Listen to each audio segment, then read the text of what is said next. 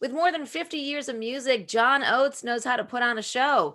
And now he and his wife, Aimee, are doing just that with Oates Song Fest 7908. John, Aimee, good to see you. How are you? Pretty good. Nice to see Yeah. you as well. Thanks for having us on. Yeah. Yeah, no, it's a pleasure. So let's talk about this. This is a virtual concert. It's benefiting Feeding America. How did the whole idea for this come about? Well, it's a bit of a long story, but we lived in Aspen, Colorado for 25 years before moving to Nashville. And in 2010, we put on a show called the Aspen Songwriters Festival, and we were looking for a catchier name.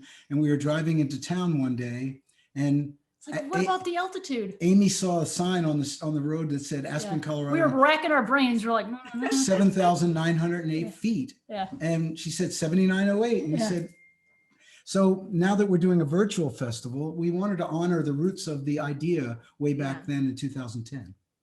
So that's where the 7908 comes from. Because I Right. was like, what could be the significance of this Well, 7908? What's Lollapalooza and Bonnaroo mean? I know, Yeah. totally. No, Yeah. I appreciate the clarity there. But you've got an amazing talent lineup. You've got Sara Bareilles, you've got Sammy Hagar, you've got Dave Grohl. I mean, kind of everybody across the board. Was it a conscious decision to kind of get, acts from different genres?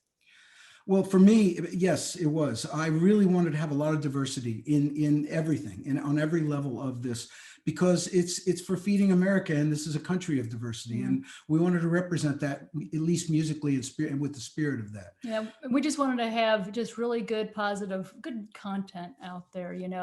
A great free show to watch to kind of create the awareness. And That's actually a really good point. The show is actually free. It is not a pay-per-view show. And that was important for us, but we wanted to make sure everyone could watch it. There's a donation component, of course. You can donate with a QR code or a URL link. But basically, we want everyone to be able to enjoy the music and hopefully donate to Feeding America. Yeah, I love Feeding America. I used to be on the Entertainment Council for Feeding America. They do some amazing things. How did the partnership with Feeding America start for you guys? Had you been working with them before, or you just thought, this just feels like the right fit? Well, it's funny. I watched. I think it was November 24, the Great Foodathon, Great American Foodathon or so. And I was just like, oh, affiliation and because John had been saying, we just have to do more. What kind of food organization? What kind of component? 98% straight to, the food banks. Yeah. And it's like, just match made in heaven. That was it. Yeah. That was it. Yeah, between watching that and what John was we wanting to do. had actually contributed to Feeding America, just personally, Yeah. here and there.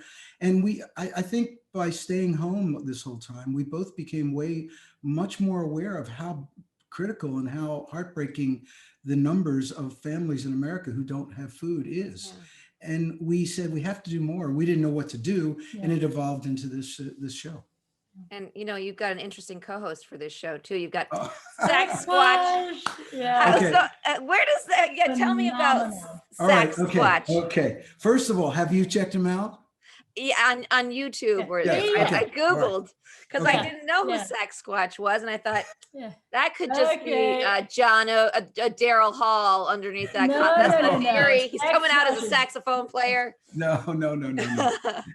Actually, Aimee found Sasquatch on Yeah. Instagram. Yeah, back in the spring. And she turned me on to him, and she said, "This guy is incredible." So we reached out. You reached out to him on a DM, and Yeah. he got back to us, and we said, "We got to do something." Yeah. Yeah. Oh, so John was like, hey, would you be interested in maybe doing something like Man-Eater, whatever? So he came out like back in the spring, and he did like a full like Man-Eater. People went nuts, and so Well, hold on. We have an EDM version of Yeah. Maneater coming out on March 19th, the day before the festival. is it with Monster Cat? Yeah, Monster Cat is an EDM record label. Mhm. So we're releasing an EDM version of Maneater with me and Sasquatch Yeah. on March my 19th. And that evolved into him being our co-host. Yep. So it's funny. It is. We want to make it entertaining and fun. Well, that's surely going to help, I think. Yeah. But Yeah. I have no doubt it's Kick going to be that box. entertaining and fun. Sasquatch. Boom. Yeah. Yeah. Let's talk about the emotional component of this. We're going on a year of no live shows. So just speaking to it on that level, how does it feel just to be bringing music to people again, to the masses? everyone is, all the musician friends that I have, they've embraced doing it in a virtual world and Zoom and things like that. But nothing can replace live music. It's just, Yeah. there's an energy and a And that thing that connection, happens, yeah. but we're doing the best we can. And what's really amazing about this show that we're putting on is that a lot of the artists who got involved, I thought, we tried to say, oh, don't worry about it. Make it casual. Do an iPhone video on your couch. No, Yeah. they went to the wall. No, Yeah. the lighting, and some of them are so amazing. And you can tell they really put their heart and soul into it. Yeah. And they really wanted to not only represent themselves well, but, do something that people would really like. And so, I mean, some of the performances are really incredible. So Well, I think it's an opportunity too It for is. people who haven't been able to perform, and that's right. and I imagine that kind of feeds your soul when you're a musician, Yeah. to be doing those tour dates. And I know that, speaking of live performances, I know that, John, that you have some tour dates on the calendar with Daryl Hall. How excited are you guys to get back out there and put some music out? We are definitely excited. We hope that we can do the shows that we have booked in August. If it works, we're going to be there. We'll be playing, and hopefully there'll be people in the audience having a great time. We'll see what happens. And unfortunately, it's really not up to us right now. Yeah. We'll see what happens in the world, and if the world is ready for live music and people Just getting back together. we'll be Just there. in general, the world kind of. I know. Well, So, Aimee, let me ask you this. What's it been like having him home so much this past year? I mean, But is this the longest run? No, it's having a ball. amazing. She's like, who's that? If we do one more flower arrangement, I'm a floral designer, so I was like, hey, John, what about Ikebana? Let's try this out. And John was like, when this all kind of first started, because we still are so clueless with social media and all that. So we were just like, oh my gosh, how do we do this? So he was doing like Ikebana. I was like, what about like Ikebana, John? All these people were hitting us up on Instagram going, oh, John, I didn't know you were into flower arrangement. And I'm like, oh my, yeah. It's all Aimee. I got crafty with the camera. But we were just doing like one project after another, just to keep ourselves occupied. Yeah. And so it's kind of let us stay here. But honestly, this is the longest I've been home in my entire professional life. From 1972 until now, I have never been home for a full year. Let's see, it was February 28th. We played Madison Square Garden, Daryl and I. We had Squeeze and KT Tunstall. It was a sold out Madison Square Garden show. It was supposed to be the first show on the tour, and that was it. Yeah. So just almost a year to the day. Yeah. So how does it feel for you? If you've never spent this much time at home, does it feel nice to kind of take that step back for a minute and like get a breather? Or do you just have this like itch to get out there and perform? It took me a while to settle into it. I have a bag that I never unpack.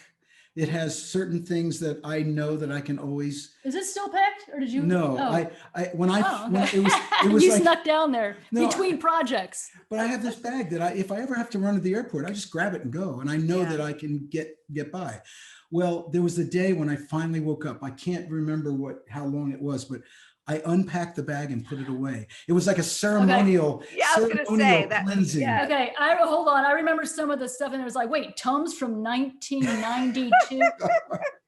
They're like, might need to refresh that bag. Yeah, exactly. Have you guys been able to collaborate? You and Daryl been able to collaborate at all, even if it's through Zoom through this time? Not really. Daryl's actually not into the Zoom thing. We talked about it, and we had some ideas for doing things, and eventually we will. But right now we haven't.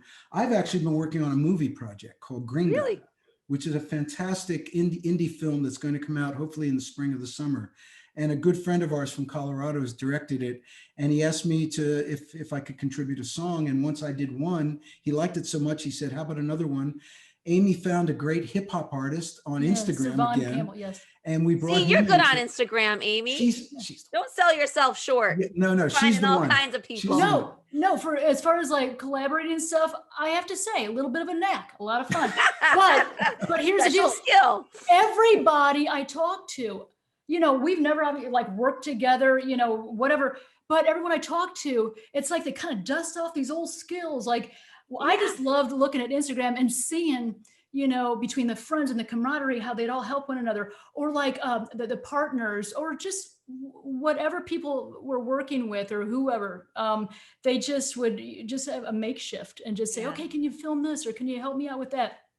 And just who knows how it evolved, but everyone Yeah. just found their own little niche and went with it, you know? Yeah. We've been together for 26 years and we've never done anything creatively together. This is the first time. So, and we pull, and actually here again, I'm not going to take credit for it. Aimee pulled in a team of production people and PR people, and they're all female. Yeah. Everyone is female. Awesome. And then we have Wolfson Entertainment male. They're Yeah, like the only male. but You're like, I'm the only guy. Every time we do a Zoom meeting, it's all women. And it's the first time I've Yeah. worked with women. I have to say, I am very impressed. And You our should main be. element when I we know, started I know. was our digital strategist, our gal who does our social media. I mean, she is whiz bang. But phenomenal. really, it's really Awesome. interesting for me to work with an all-female team. Yeah. Because Oh, this is the month. right. Yeah, this month It's is Women's always History Month. female, but okay. Well, Yeah. anyway, it's just been it's been a really interesting experience for me to have this great team of women to work with and to see how they do what they do and how they bring their energy. And it's been great. It sounds like you are evolving only in this past year. I am evolving. Exponentially. yes. I'm an involved old rock star. Yeah. Well, listen, I got to talk to you about theater. Theater is very important on our show. There was a workshop. It was like a few years ago of a show with your music. Were you guys involved in that, or do you know anything about it? Yeah, we've been putting a Broadway show together for Hall & Oates, the Hall & Oates Broadway show. We've been working on that for almost 5 years. We've gone through different producers, different writers, and we've never really come up with the right book and the right approach.